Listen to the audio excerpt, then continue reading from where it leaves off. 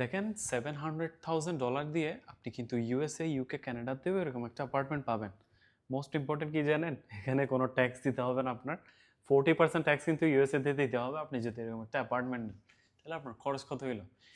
এটা থেকে আপনি যত টাকা রেন্ট আয় করেন বা আপনি ক্যাপিটাল অ্যাপ্রিসিয়েশন করেন, আপনার কোনো ট্যাক্স দিতে হবে না। আপনি দেখেন একটা 5 to 7 স্টার হোটেলের মতো আপনার একটা অ্যাপার্টমেন্ট আপনি ওন করতে পারেন দুবাইতে।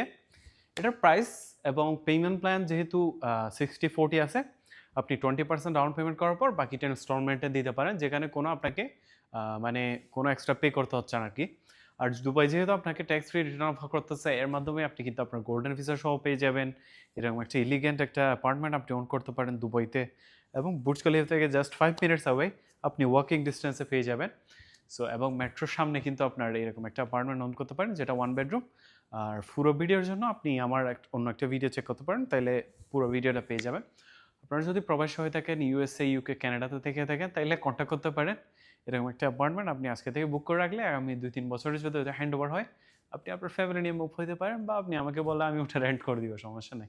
So if your staying out of the country like USA, UK, Canada, you can reach out with me if you want to buy this property. Thank you so much.